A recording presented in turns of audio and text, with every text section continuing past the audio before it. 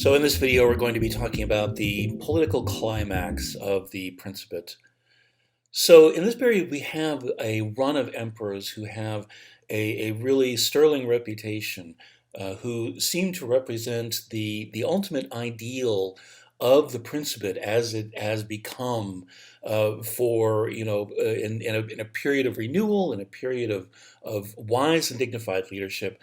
And some of this has to do with the fact that these individuals sort of feed off of each other and continuing a continuous set of ideals in how one operates as a princeps. In other words, the rule is established by Vespasian that what a princeps is to be Augustus is now settled in and has become inured into a routine, into almost a system.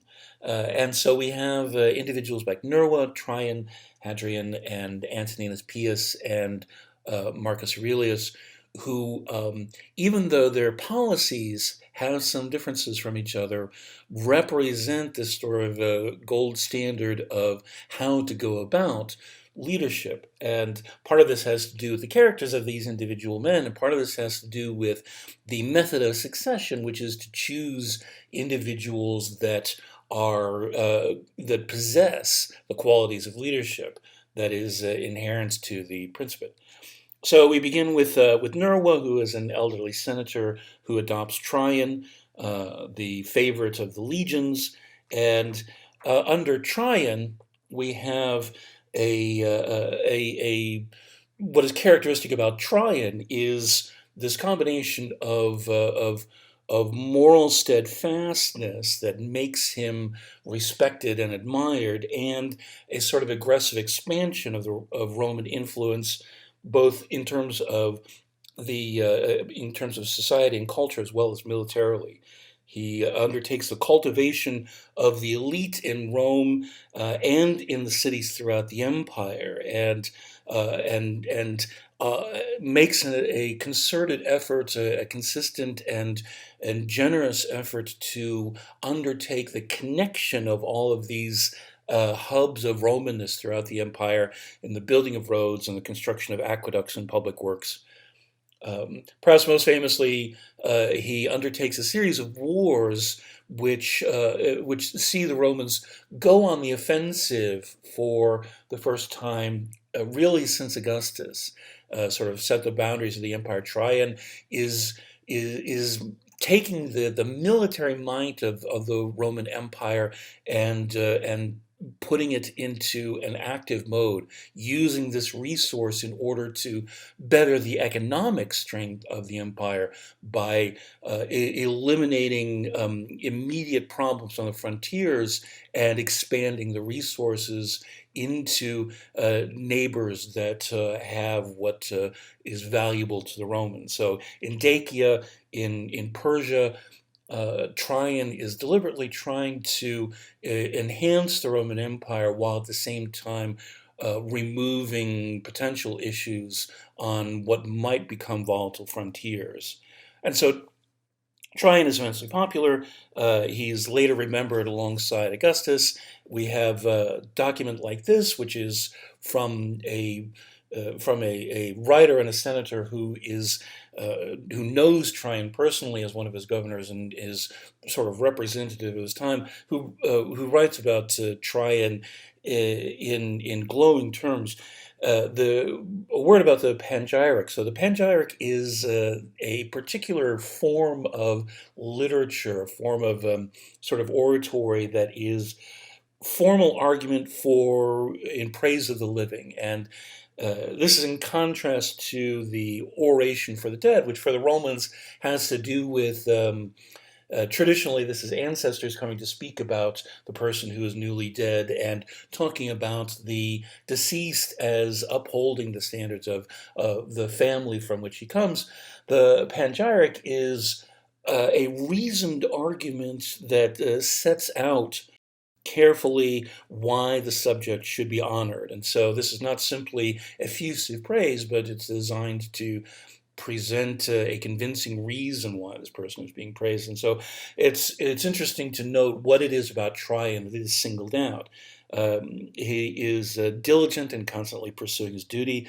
He is recognized for honesty, justice, clemency, and judgment. So this is the reliability of government, the steadfastness of the protection the government offers, and that he subjects himself to the laws, that he has chosen to be honorable and, and just and bear the burden of being father to the Romans, not just to be, a victim of a circumstance or to be someone who is, using this position to for his own ends, but who represents the real meaning of being the princeps and the father of the Romans and of the Roman world.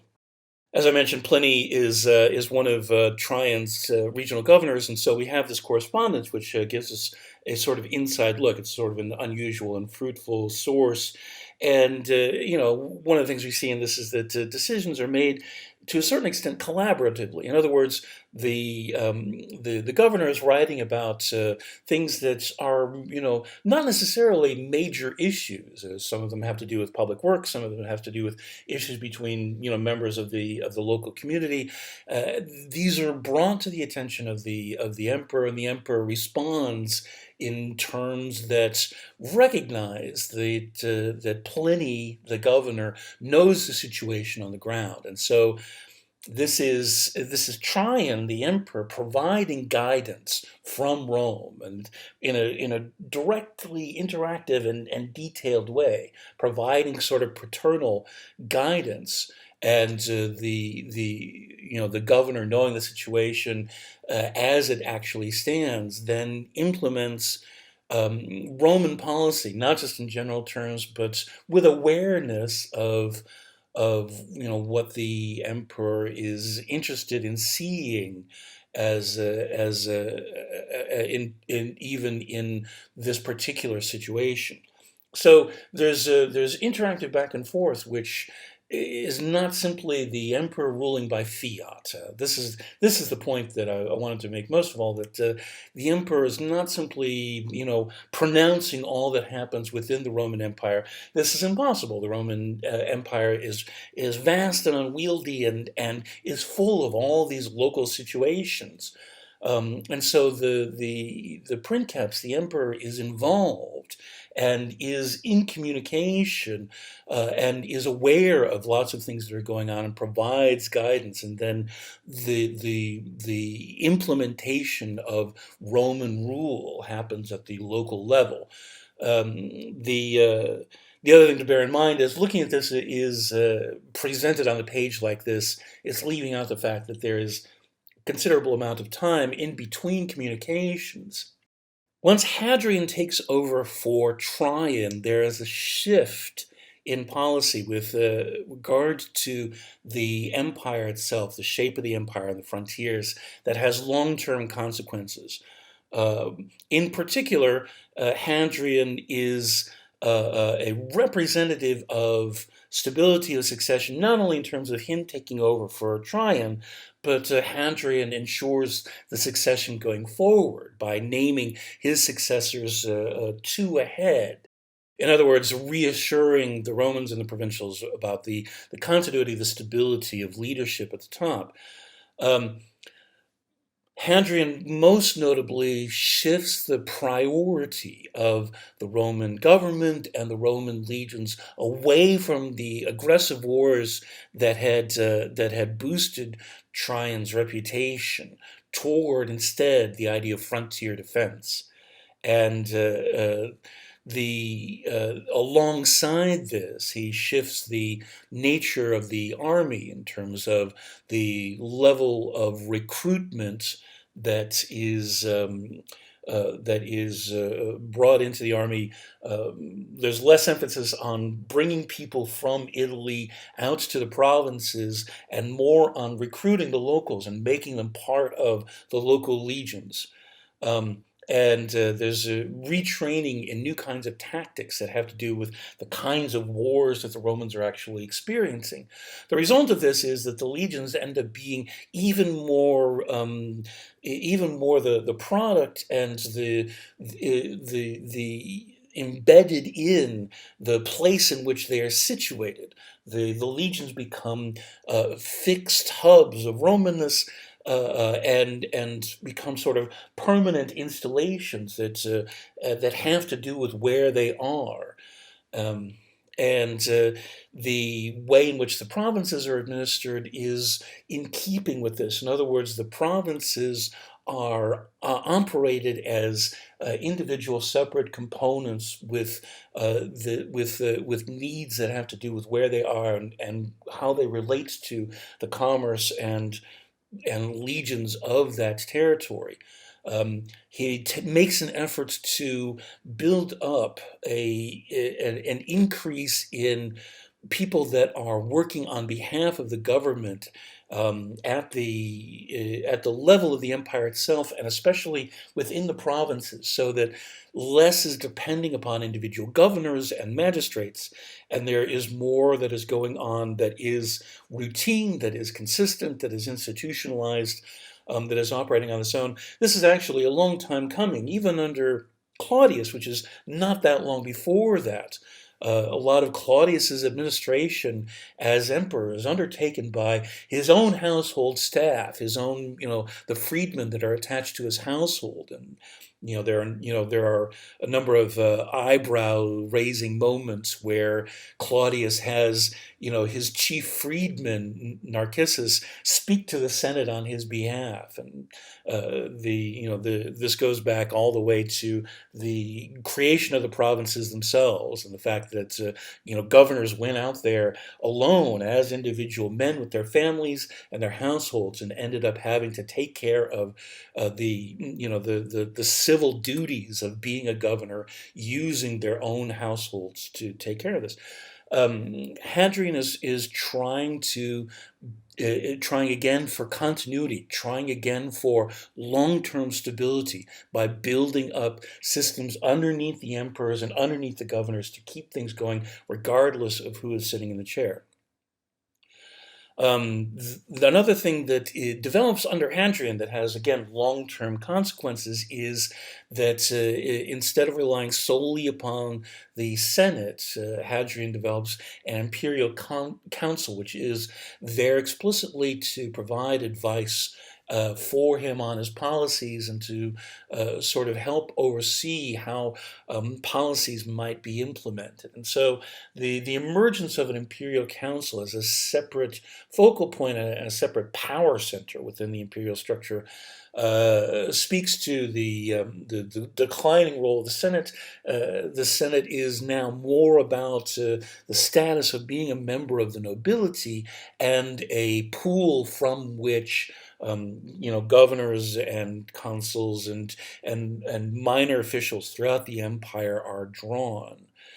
He also undertakes a number of legal reforms that are, again, part of streamlining and systematizing the Roman Empire.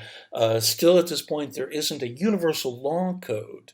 Hadrian makes a step in this direction, but we really don't have a universal law code until Justinian, several centuries down the road. Hadrian's policy changes are controversial. His pulling back from wars of aggression and shifting toward frontier defense are immensely unpopular with the military leadership, which had been fully behind Tryon. Tryon is very popular amongst the nobility and also amongst the military because he is, he has this image of a warrior king. That goes very nicely with how the Roman Empire is strong and expanding. Hadrian pulling back from that feels like depriving the legions and the military leadership of their opportunities for serving the empire and accomplishing things and making useful their presence. And so this is also because he sort of stops the wars that are happening in media res. The result of this is, he's accused of abandoning the things that had recently been accomplished under Tryon, and making those wars retroactively retroactively problematic. Um, he also executes members of a senatorial conspiracy at the start of his reign, which sets a bad tone, puts him on a wrong footing with the senatorial order. Um, he's an ardent admirer of the Greeks, and talks about how the focal point of culture is in the East, and how it wouldn't be a bad thing to have a Roman capital in the East. Um, and the fact that he has a infatuation with a young man whose name is Antoninus is not held against him in terms of his being gay so much as his fixation on Antoninus is ridiculed as being a distraction. And whenever a king or an emperor has a favorite, this causes resentment amongst those who are valuing the emperor's attention. So Antoninus becomes a target, the more so as Hadrian becomes, obsessed with the idea that Antoninus is the most beautiful of all men, and challenges artists and sculptors to capture his beauty as something that would seem to be impossible. The longest legacy of Hadrian, though, is the way in which the emphasis on the frontiers. Essentially, what this does is, once from Hadrian onward, the Roman Empire is defending the frontiers.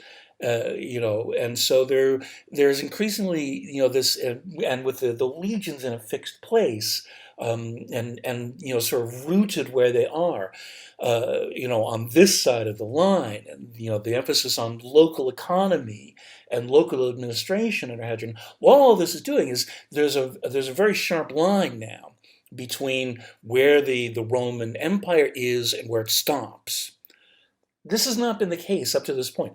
The Roman Empire under Augustus is one in which Roman influence sort of shades out from centers of Roman administration and influence, and there's a great deal of interaction, even beyond the areas that are designated as provinces. There's a great deal of cultural interchange, movement of goods and peoples and ideas, across the Rhine, across the Euphrates, all through the world beyond the Romans. And Roman Britain is a good example of this. Roman influence is focused in the south, but the Roman interaction, trade, and ideas and so forth are filtered through the entirety of the island of Britain.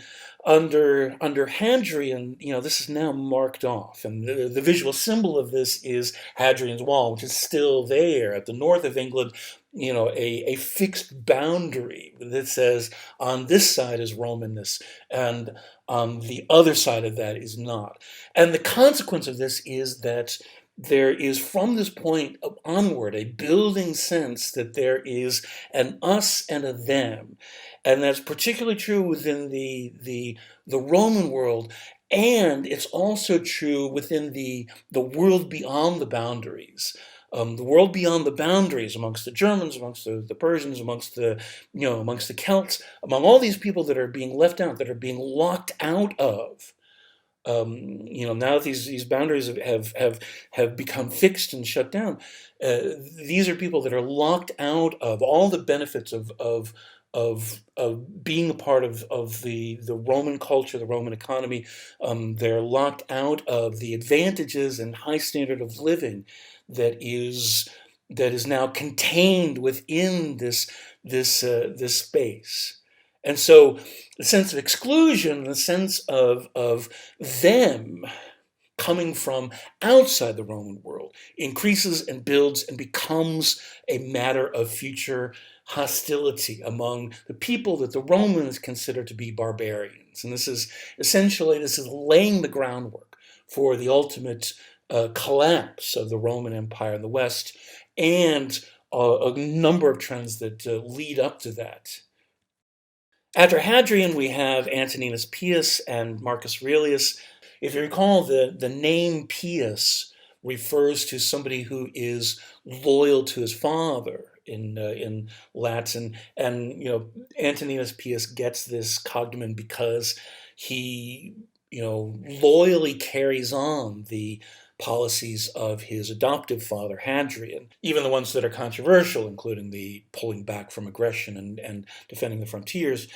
Um, Antonius Pius is known as a skilled administrator, not as a general, and he presents himself as essentially as a magistrate of the Roman Republic. And the interesting thing is, Antoninus Pius is princeps for 23 years, and there are no stories of any significance about him.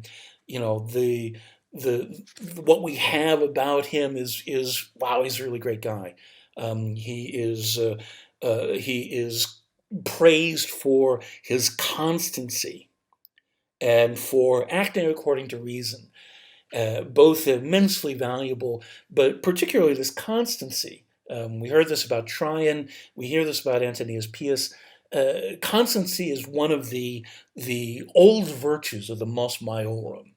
And so, in this period where the Roman Empire is expanding in terms of the diversity of its culture and the richness and depth of its artistic expression and literature and philosophy and history, and its sense of cosmopolitan awareness, embracing all of these cultures, the people that are guiding it, that are holding the helm, are very self-consciously embracing ancient Roman values in particular as being the ultimate expression of wise and sober leadership. And we have this even more so in some ways under Marcus Aurelius, but with an interesting wrinkle that sort of combines what we've seen before. In other words, he's sort of a culmination of the Nerva Antonines in that his biography is filled with war and philosophy, and he's perceived as being the greatest of generals and the greatest of philosophers. He fights the Marcomanni and all these others, and he's praised by everybody for being right there with his troops and experiencing what they're experiencing, and being a physical manifest part of the fighting that they're undertaking.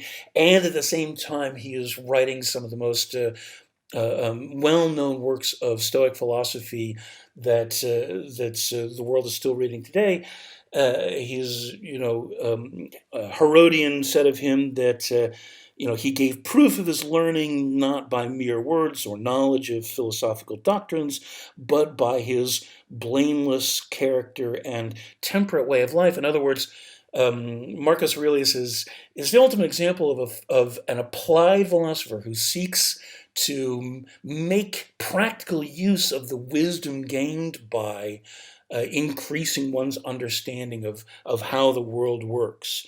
This is the Platonic ideal of the philosopher king, and make no mistake, Marcus Aurelius deliberately cultivates that. He knows his Plato, he knows his ancient Greek philosophy, and he sets himself up to be a model of a philosopher king in a Platonic sense, in a sense that Plato talked about in the Republic, but at the same time in a very distinctly Roman way, as this philosophical warrior model for what it is to be the champion and protector of the entire Roman world.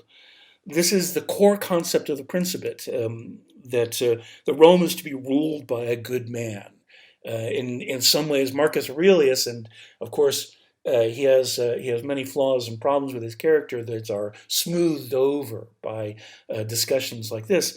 But Marcus Aurelius, in many ways, is the culmination of the concept of the Principate, that the Rome is to be ruled by a good man, but it also representative of the central flaw of this very concept, which is that it is dependent upon a good man, that it is dependent upon there being a man of this level of immense character who's capable of shouldering this burden with equanimity and constancy and strength of reason. But there is nothing about the Principate that cultivates the creation of such men. One of the aspects of the Republic that made the Republic work was that the Republic deliberately cultivated a common set of experiences, the ladder of offices that begins with, even before you enter into politics, that begins with military experience. You start with the military tribunate and go through all these same offices and same progressions, so that you have an entire slab, an entire generation that has similar qualifications, similar training, similar awareness of what it is to be a consul. The Roman Republic is the embodiment of collective rule that is accomplished by creating this entire pool of men in each generation who is capable, who has the general qualifications to share the leadership for a year of the Roman world. So the Roman Republic is designed to cultivate a pool of men who have this capacity. The Princeps does not have this. The Princeps does not create a pool of men who are able to step in and be the next emperor. And so the result is, what happens when you don't have a Marcus Aurelius? And this is the strength of the Roman Principate, that when you have a Tryon or a Hadrian or an Antoninus Pious or a Marcus Aurelius, you have someone who is holding everything together, who is by leadership and example making the Roman Empire vibrant and successful. But as soon as you don't have that person, the whole system is put in danger. And so with the succession of the Nerva Antonines is generally known by modern historians, and this is a modern designation, as we have this run of 5 good emperors that rule for a very long time. This is decades and decades and decades of enlightened rule. And one of the reasons that it's designated this way is that that's relatively rare in history in general. You look at the list of French kings or the list of presidents. You don't get 5 great, wise, impassioned, leaders in a row. They're striking that this whole period of cultural strength and patronage of the arts and the building of the economy and all these things, with Nerva, Tryon, Hadrian, Antoninus Pious, and Marcus Aurelius. This is really remarkable. It's also marking out the fact that it's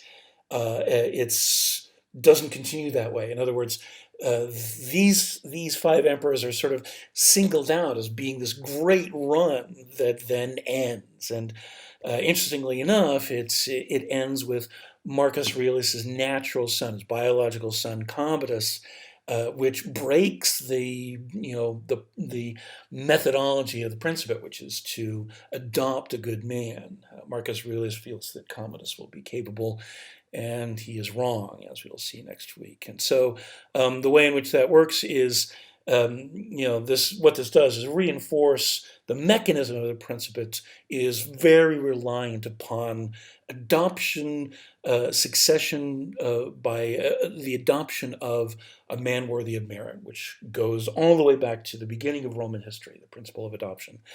And when that isn't put into play, when that mechanism isn't observed, there is a catastrophic fallout. And we'll talk more about that next time. For now, that's that.